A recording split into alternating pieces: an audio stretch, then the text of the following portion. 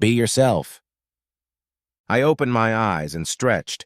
For some reason, I felt more rested than I had in years. A good night's sleep can do wonders to the body. I heard a noise coming from the master bathroom and turned my head to the left to recognize its source. An attractive woman appeared briefly in my field of vision before stepping into the shower. I had to admire her lovely, nicely rounded ass.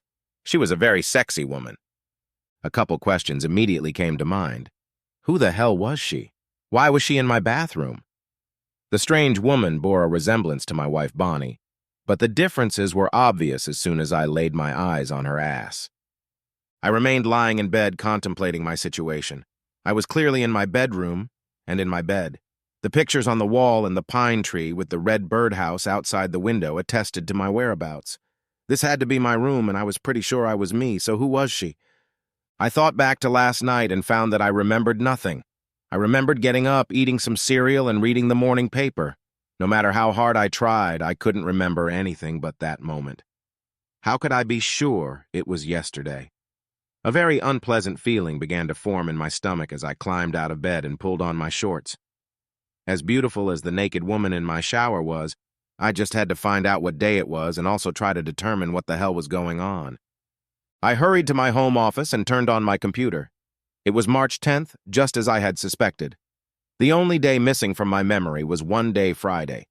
It was only one day, but judging by the fact that a strange woman was showering in my bathroom, some pretty important events must have happened. Pondering the situation, I wandered into the kitchen, immersed in my thoughts. As I reached into the cabinet for some cereal, I heard a noise behind me. I turned around and saw a vision that my mind refused to accept. Sitting at the kitchen table was a chubby, green-haired teenage girl with piercings on her face. What the hell happened yesterday? The girl didn't even look up from what appeared to be a smartphone in her left hand. Her lack of interest allowed me to hide my surprise and regain my composure. Maybe she was my daughter's friend? It just seemed unlikely to me that my daughter Kate would ever be friends with such a freak. But I couldn't think of any other explanation for the presence of a child at my table, unless the circus was in town. "So you're a friend of Kate's?" I asked, cautiously. Her thumbs stopped pressing the keys on the phone and her green hair slowly lifted, revealing the girl's pleasant face. She did look a little like Kate. "No, Dad. I hate that fool. What kind of stupid question was that? Are you hungover or are you high? Even I can never make friends with myself. I lack the social skills to even maintain my own friendships," she added sarcastically. I turned around to grab a bowl from the other cupboard, trying to hide the shock I had just experienced. This little creep was claiming she was my daughter Kate? How could she think I would believe her? Was this a joke? Or had I fallen into the Twilight Zone? I looked around for the damn sign and didn't find it. No, this wasn't the Twilight Zone or even the Outer Limits. Still, it was pretty damn weird. And the girl went back to texting, so I didn't feel the need to explain why I'd asked her such a stupid question. My daughter was an honors student and quite popular in school. She was strong, athletic, and cute as a button. One missed day could in no way explain her transformation into a female version of Morgan Strand. I was very good at making a living using my brain and deductive powers. I decided to handle this strange situation as one of my work problems. I tried to talk as little as possible and learn as much as possible before going into some minefield. Then I heard a loud burp and turned around again in surprise. Standing in the kitchen doorway was what could only be described as a big, fat kid. He was probably a couple inches shorter than me and a couple years older than the green-haired clown sitting at the table. He was wearing an oversized t-shirt that reached almost to his knees. It was short-sleeved, but since it was at least a size 3X, the sleeves extended below his elbows. The guy's hair was uncut, and his man-boobs seemed to rival those of the woman in my shower. What the hell was going on? I watched in amazement as he staggered over to the refrigerator, pulled out half of a double-layer cake and carried it to the table. Then he sat down and started eating. He didn't even cut off a slice. He just started eating the damn cake. I must have been staring at him because he looked at me, shoving a forkful of frosting into his mouth. "What are you looking at, Dad? Do you want a piece of that cake?" Jumbo asked, once he managed to swallow a large piece of frosting. I shook my head slowly and staggered out of the kitchen. My son Jim was a strong kid. He was a member of the school weightlifting team and planned to join the soccer team in the fall. The boy in my kitchen was a fat jerk. The only similarities between them were hair and eye color. And then a thought popped into my head. These two kids claim to be my descendants. Then where are my real children? I hurried upstairs to peek into their bedrooms. As I expected, the rooms were empty. At least they were devoid of human life, but full of electronics. I was amazed at the various laptops, consoles, iPads, plasma TVs, and some things I couldn't even identify. Both of the kids' rooms had more electronics than the store. As I walked out of Jim's room in total confusion, I almost ran into a naked woman who was in my bathtub. She was wearing shorts and a nice shirt, and she looked hot as hell. I stopped like a dummy and waited for the words I was somehow sure of. "Good morning, honey. You slept late tonight. Usually before you do, you're scrubbing that 5-acre field you call a lawn. Are you okay?" she asked as I stood there with my mouth open. "Yes, I feel fine. I'm going to go mow the lawn right now," I promised her directly. I looked up and saw a smile on her lips as she walked past me and down the stairs. Mowing the lawn is a great time to think.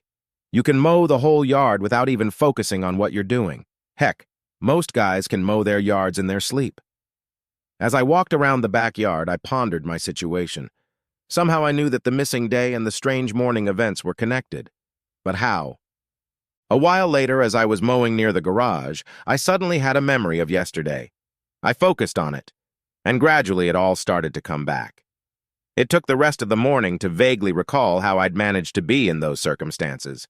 I realized that some pieces were still missing, but I remembered enough to put most of the puzzle together. We, my family and I, had agreed to do a reality TV show. It was similar to one where wives switch families, but with some key differences. Obviously, one of the biggest differences was the fathers changing families. When I tried to remember how the show was made, I wondered how I ever agreed to do the whole thing. No one would operate the cameras. Somehow everything will be recorded and then edited. We would all act like we were really just living our lives. Every member of the two families would be subjected to some form of hypnosis, combined with some new but supposedly harmless drug. This would make us all believe that we were actually a real family. Of course, it opened up some interesting possibilities. I would sleep with the other guy's wife and he would sleep with mine, but it wouldn't feel like anything new. We were to be programmed to think we'd been married for years. I thought about how that would limit the amount of love and pleasure we got from him. I struggled to believe that my wife Bonnie would ever agree to such filthy television, or that I would, for that matter. Apparently the hypnosis didn't work on me the way it should have. I could remember quite a bit, but I still had huge gaps in my memory of the previous day, and what I was supposed to be doing in this new reality that was my life. Was it a competition? Was I supposed to try to win somehow? Then I remembered that there was no time limit on how long it could last. They told us it could be days or weeks or even longer. It all depended on the ratings. Everyone we came in contact with acted as if we really were a family that we considered our own in a hypnotic stupor. Other people in our lives would also become part of the show, playing themselves. I thought about it and realized that it would only be a matter of time before someone screwed up and said or did something to ruin the show. It's not easy, especially for high school kids, to keep up such a charade, although the producers tried their best to match the two families in appearance. I decided to play along and not show anyone that at least a partial memory had come back to me. That fact might help me better understand the show, what was expected of me and what I had to do to win, if there was a winner after all.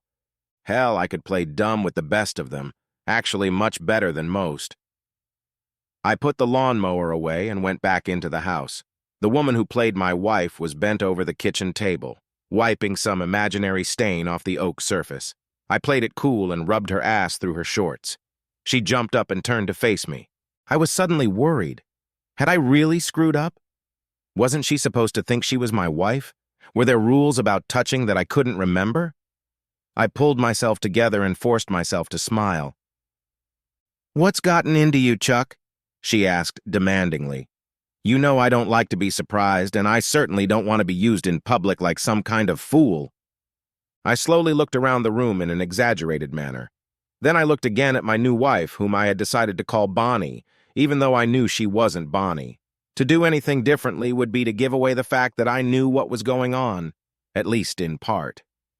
Then it occurred to me that every word, every interaction, would somehow be recorded and possibly shown to millions of viewers. There must be tiny cameras everywhere. I certainly didn't want my friends and family, let alone millions of viewers, to think I was a fucking wuss. "It's hardly public, Bonnie," I replied calmly. "This is our kitchen, and you're my wife, so it's well within the Geneva Convention. If you thought it was flirting, I wonder what you'd think of it." Saying this, I reached out with both hands and squeezed her large breasts. I had to admit, my new wife had some damn nice breasts. All the men watching me would be impressed with my handling of the situation. "Chuck, the kids could come in and see us at any time. Please try to control yourself," replied the arrogant wife, pushing my hands away from her lush breasts. "Damn it, we'll feel the floor shaking long before those two are within sight," I objected. "Now you're humiliating our children. What's gotten into you? Are you not feeling well or something? Is something going on, Chuck?" "Well, since you're asking, I'd say what it was. That seems like about £1 a day per kid." I grinned, thinking how cool that would sound to all the onlookers. "What the hell is wrong with you that you lose your shape when your husband squirms a little? You didn't act like that on our honeymoon." I threw in that last sentence to make the producers and directors think I had completely sold out to the fact that this was my wife and family. I was really starting to get into it. "We didn't have 2 kids on our honeymoon, and you treated me with respect then. As I recall, that first night you promised me that you would never do anything to hurt or embarrass me. Can I expect you to keep your word? Or are you going to go back on your promise after all these years?" objected that strange Bonnie. "Well, since you asked, I guess I'm breaking my promise if squeezing those amazing breasts and rubbing that smooth round ass hurts or embarrasses you," I allowed. "I'll enjoy those things whenever I feel like it. That I can promise, and I'll keep my promise." For a few seconds, she looked at me like I had 2 heads. Then she just coughed and walked out of the room with utter contempt. That's when I realized she was probably some frigid fool, and her previous husband must have let her get away with all sorts of nonsense. And then it came to me. That was the purpose of the show. It was like the taming of the shrew. People would be watching to see what the hell I was going to do with the ugly twins and the Ice Queen. Would I somehow be able to mold the children into a shape even remotely resembling human form? Would I be able to warm up the frozen woman I was saddled with? Either way, I knew that if I could accomplish these difficult tasks, the show would be over, would have great ratings, and I would be a fucking national hero, at least to fathers and husbands everywhere. Then I thought, the real husband and father in this family will try to turn my real kids into fat toads and my wife into a cold fool. Never mind, I'll just clean them up when I get them back. I really hoped he didn't make love to my wife, the real Bonnie, as she was rather timid and inexperienced. She'd never done it with anyone but me. Why did we agree to be on this show in the first place? Pulling myself out of my reverie, I walked out and jumped in the car. 2 hours later, I was already home and cleaning out the garage. I took out all the stuff I had saved up over the years but never used. It turned out to be a lot, so I had a dumpster delivered on Monday so I could throw out all the crap I had. Crazy Bonnie, as I used to think of my new wife, came out and announced that dinner was ready as soon as I finished sweeping the garage. I washed up and walked into our dining room. My supposed son was sitting at the head of the table. He had already filled his plate with mashed potatoes, gravy, and 3 pork chops and was shoving potatoes into his round face. A green-haired bozo sat next to him, one hand eating and the other texting. I leaned over and snatched the phone out of her hand before she realized my intentions. Then I threw it toward the trash can. It hit the wall and bounced under a china cabinet. I never faltered in my stride. Dropping the phone, I walked over to the rumble and started to tip him, along with the chair, backwards. I felt a little uneasy as his head hit the floor and the chair shattered into small pieces. For a fat guy, he was moving pretty fast. He jumped up to face me, his face reddening as he shook his head to clear it. "And I'm going to sit at the head of the table and no one is going to start eating until your mom and I are seated," I stated with surprising calmness. "I'm not going to live with that damn glutton. Now get your shit out of my way and sit next to your green-headed sister. From now on, you will eat no more than 2 chops and less than 2 pounds of potatoes and vegetables. Do you have any questions? Comments? Complaints? The fat man sucked his stomach in, shook his head negatively, and carried the plate and glass to a vacant chair behind his sister's back. The new wife stood at the stove in utter shock. She was truly at a loss for words. I couldn't help but think about how I was doing some kind of show as I turned to my next victim. "Kate?" I began, feeling awkward calling this creature by my beautiful daughter's name. "Don't ever bring your phone to the table again. From now on, you will be part of the dinner conversation and help your mother where you can. Do you have any questions?" She grinned slightly and then lowered her eyes and focused on her plate. I could see that I had a lot of work to do with her. I carefully picked up the pieces of the broken chair and carried them to the junk pile from the garage. When I returned to the kitchen, Green Hornet and Little Marshmallow were sitting quietly, obviously waiting for me to take my place. I brought another chair over to me and set it down. Then I walked over to Bonnie's chair and held it out to her. Still speechless, the woman living as my wife took her seat. The children sat with their mouths open, seemingly surprised that I was holding the chair for their mother. I couldn't help but think about what a jerk the landlord must be to this family. Well, things were about to change dramatically. And it probably went unnoticed, but today I cleaned out the garage. I threw out all the trash, leaving it outside. "I'll throw it in the dumpster I ordered for Monday," I added. "I can see you all sitting on the edges of your chairs wondering how this news will affect you."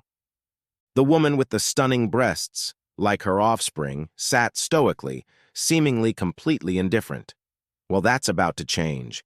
Millions of people will be watching to see how I handle the situation. I knew that if I handled it successfully, I would see my picture on the cover of the tabloids at the local supermarket one Sunday afternoon. Since you're asking, I'll explain what's going on. You kids are on a collision course with a life of ridicule and shame. To put it bluntly, you look terrible. If I take you to the beach, you'll get half a dozen taunts before you can turn around, I predicted with some humor, knowing how much my TV fans would love me for it. It's unacceptable to me, and it's unacceptable to you too. Now I've got their attention. The new wife blushed and got angry. Jim had the tact to be embarrassed and blush. Kate turned a deeper shade of green, but never lifted her eyes from her plate. "Starting Monday, we'll be eating healthier. I've contacted a nutritionist, and she's put together a menu for the next 30 days. Your mom will follow it when she makes our lunches," I said firmly, looking into new wife's angry eyes.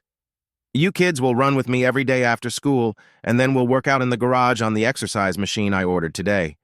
You kids will thank me in a few months." I admit I could use a little reshaping of my stomach and chest, so I'll benefit too. It's going to be fun. This statement was met with dead silence. It bothered me for a few seconds until I thought about how cool it would all look on the small screen. That evening, as I was getting ready for bed, I kept my eyes on my new wife. She carelessly stripped down to her panties, put on her pajamas, and slid into bed. It was obvious that she had mistaken me for her husband. There was no doubt about it. She didn't cast surreptitious glances at little Chuck like any normal woman would do if she was looking at a man she'd never seen naked before. I threw back the covers and climbed into bed. This woman might be an arrogant fool, but her breasts and ass were everything a man could want, and I figured I'd have some too. I reached for her nearest breast and she grabbed my hand. "If you think you're going to get anything from me after that demonstration in the kitchen during dinner, you can forget it. You ruined a good chair and almost gave Jim a concussion. You may have broken Kate's cell phone and probably caused irreparable damage to both kids' self-esteem. What the hell got into you?" It was obvious that I wasn't going to get any of her magnificent virtues this evening, so I decided to play to my audience. It was a distinct advantage to know we were being videotaped for a future broadcast. "What about my self-esteem, Bonnie?" I said in response. "How the hell do you think I feel when my own children are walking around like the living dead? It's embarrassing to be seen with those 2 stuffed animals." "How can you talk about your own children like that?" the astonished wife asked. "You know they're having a hard time at school. They are ridiculed and bullied almost every day, and now they hear it at the dinner table from their own father. I will not stand for it." I can imagine, Bonnie, how hard it must be for them right now. Hell, if I was in school right now, I'd kick their asses. We had bullying when I went to school, and my old man showed me how to fix it quickly. Really? Why is it so hard for me to imagine your father solving any problems involving social interaction? That man is a sociopath, the BBC added. So now you're trying to destroy my father's self-esteem, or will it be mine? I'll tell you how he solved the problem. I complained to him that a big kid was picking on me. Dad told me to either shut up and comply or kick the other kid in the balls as hard as I could. I shut up and put up with the bullying for a couple more weeks. But one day I just couldn't take it anymore. With my right foot, I drove my backgammon into the poor bastard's ribcage. I had my punishment for a few weeks, but that asshole and his buddies never bothered me again. I grinned, remembering the scene. So, you're going to solve our children's problems by forcing them to resort to violence. Tell me, Chuck Norris, what happens if the bullies retaliate or if the kids are expelled?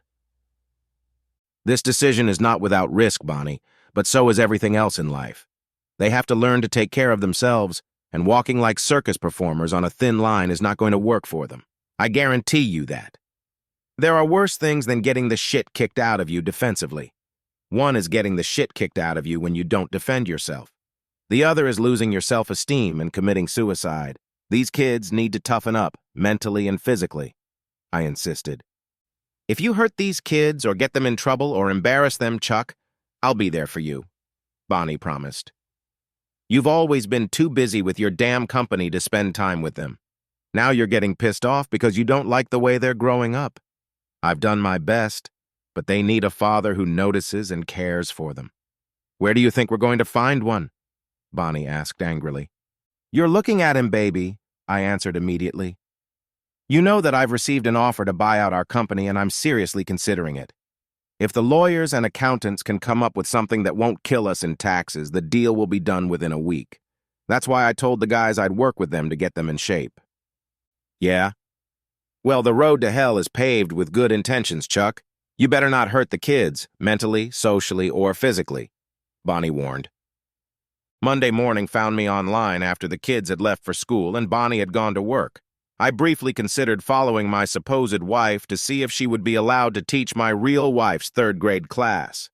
How are they going to decide that? I thought, and immediately dismissed the thought. I reminded myself to seem indifferent to this whole family change. If I checked to see where my new wife was actually going, it would draw unwanted attention to me. Our middle school was pretty progressive and gave us the option to sign up for information on how our kids were doing online. We chose that option, so I went to the school's website and entered our password. What I discovered was pretty darn frustrating. Kate and Jim were, to put it mildly, slackers. Their grades were bad and the teachers' comments were quite denunciatory. The prevailing opinion was generally that the kids could have done much better if only they had made an effort. I also thought about the fact that the producers of the show had already thought of the internet and put 2 kids from this family in my kids' school records, pictures and all. It made me wonder what it must be worth to go through all that scrutiny. These kids were good. I spent the rest of the morning cleaning the house. Shortly after noon, my home exercise machine was delivered, and I spent a couple hours assembling it in the garage. I was ready when the kids were dropped off at the school bus. Kids, change into something comfortable for running, and we'll be off immediately. I insisted with all the enthusiasm I was capable of. We'll walk a few miles and then we'll pump iron. You'll like it. Jim looked confused, and Kate was immediately angry. Watching her boil over, I realized that bad days awaited her. I have to call Marcy. Then I have to post something on Facebook before my favorite show starts. So you guys go on without me. Create a father-son bond. Besides, I'm not as fat as Jim. The little shrew grinned. I reached out and took the phone from her and slipped it into my pocket. Then I reached out my hand, palm up to Jim, and he put his cell phone in it. I slipped it into my pocket next to my sister's phone. Guys, there's a new sheriff in town. He's a miserable bastard and very determined. Go upstairs and get changed. I'll wait here. Not 2 minutes later, both kids rushed back to meet me in the garage, pissed as wet chickens. What happened to all my stuff, Daddy? Asked Kate. My TV is gone, along with my set-top box, my iPad, everything is gone, Kate exclaimed. Now I won't be able to study or do my homework. My room looks empty, Dad, complained Jim. What happened to all our stuff? I checked your grades online today, and they were pretty bad, kids. All that junk doesn't seem to have done much for your education. Sitting around and playing games certainly didn't improve your physical condition either. You weren't born to be entitled to every damn electronic device known to man. They have to be earned. The first step in that endeavor is to get changed and come jogging with me. You'll get your stuff back when you've earned it. Now let's get some exercise. The kids left, and soon Jim came back wearing gym pants and a jacket. We waited another 5 minutes, but Kate never came back. I went to her room. The door was locked. Kate, open the door and come here. We're ready to start, I explained. Go to hell, shouted Kate through the door. This looks like a typical teenage rebellion, I announced loudly to myself and my viewers, lifting my foot and kicking the door open. Kate stood by the bed in stunned silence. She had changed into some kind of tracksuit, and I was glad for it. I just took her hand and led her downstairs. I told the kids to get in the car and drove off. Since we are just starting out and don't want our neighbors to see what pathetic losers the three of us are, we will take the log trail through our wooded lot next to your grandpa's house. That way, no one will see us and we won't be too embarrassed, I reasoned. Jim nodded approvingly, but Kate just lowered her eyes. How stubborn she was. When we got there, we ran less than 40 meters, and then we had to walk.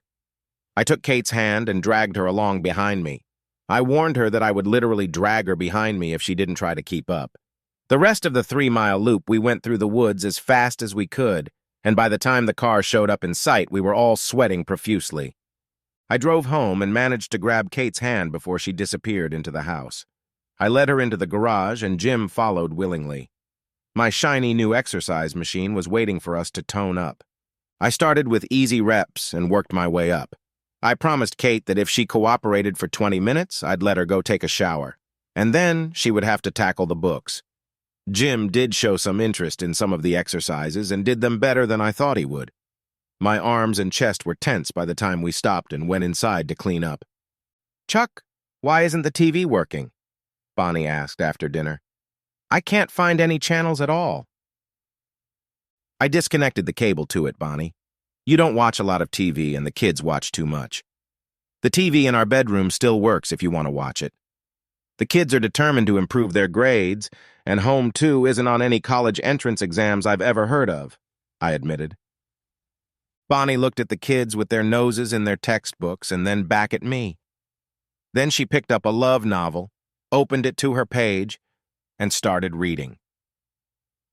That night in bed, I slid next to Bonnie's Bizarro, slid my hand under her top, and took her luscious breasts in my palm. I don't think so, Buster. You didn't tell me how Kate's door crashed like that, why the kids are so quiet, why they're learning, or what happened to all their electronics. I explained what had happened that day, while Bonnie only shook her head incredulously. What the hell is going on with you, Chuck? You're acting nothing like the man I married. You're cruel and indifferent to the needs and feelings of your children. You're destroying the house, one chair or door at a time. Did the doctor prescribe you medication or something? Are you going to beat me until I make love to you? Damn it, Bonnie. I would never force myself on any woman if she convinced me she didn't want me. That certainly applies to you. Have I ever touched you in anger? I was curious what her answer would be. Who knows what that jackass she married had done? Maybe he was a weakling who beat women. No, Chuck. You know you've never even come close to hurting me like that. It's just that you've been acting weird lately, and it's been bothering me. I won't tolerate you hurting the kids either, she warned, as I rolled over onto my other side and closed my eyes, wondering what would be edited out of the bedroom scenes. The next day, when we finished our run, Betty met us in the garage with 3 shoeboxes in hand. While you 3 are determined to improve your fitness, I thought you could use a good pair of sneakers, she said as she handed each of us a box. The next day we all put them on, and they really were much better for our feet. When do I get my phone back? Asked Kate on the way home after our run through the woods a few days later. She caught me off guard as she hadn't said a word to me since I knocked on her door. She didn't resist our new routine, though it was obvious she wanted no part of it, and neither did I. All right, Kate, I replied calmly. What reasonable goal could you achieve to regain your phone rights? You know what I'm trying to do and why. What are you thinking? I asked. You want us to get better grades, lose the extra weight, get fit, and become more like kids you can be proud of, Kate suggested. It would take forever to get as skinny as you want or run as far as you want. What if I stopped dyeing my hair different colors? Would I be able to get my phone back if I did that? I considered her request carefully before answering. As soon as your hair returns to its natural color and you get rid of all your piercings, I'll give you your phone back. Kate's face darkened. She crossed her arms over her chest and pouted. She never expected me to be so cool. She was stubborn, but so was I. The next day, she surprised me again. We were sitting in the car, heading home after our feeble attempts at running. How about it, Daddy? I'm going to take off all my piercings right now and stop dyeing my hair for the sake of my phone. It'll take a couple of weeks and a lot of washing to get it back to my natural color. That seems fair, she suggested. Okay, as long as you keep up with your schoolwork and exercise. If you start backing off, you'll lose your phone again, I warned. To my surprise, Kate held out her hand and smiled. I took her hand and shook it. We had a deal. Jim had been silent during my conversation with Kate, so I looked to see if he was going to ask for his phone back. Jim, do you want to see what you can do to get your phone back? I asked. Not really, Dad, he replied without much enthusiasm. I don't have any friends to call anyway, so I'm hardly bored. I felt sorry for the boy, but I knew that improving his school performance and body image would help him immeasurably. Damn the father who let his kids sink to such depths. Jim, on the other hand, never tried to slack off on runs or workouts, no matter how pathetic his attempts at running were. I was determined to stay the course. Bonnie really helped a lot with the diet. I was more than a little surprised at how she stuck to the plan, but was still able to create meals that were delicious as well as nutritious. She really excelled at cooking. She was also a very good mother. I couldn't help but notice how comfortable Kate and Jim felt with her. They discussed movies, friends, school, in short, just about everything. Bonnie never preached, but she was constantly pointing them in the right direction. This family seemed pretty solid. The obvious weak link was the asshole father. I just hoped my influence would be enough to set the kids on the right path. In the bedroom, I was on a roll.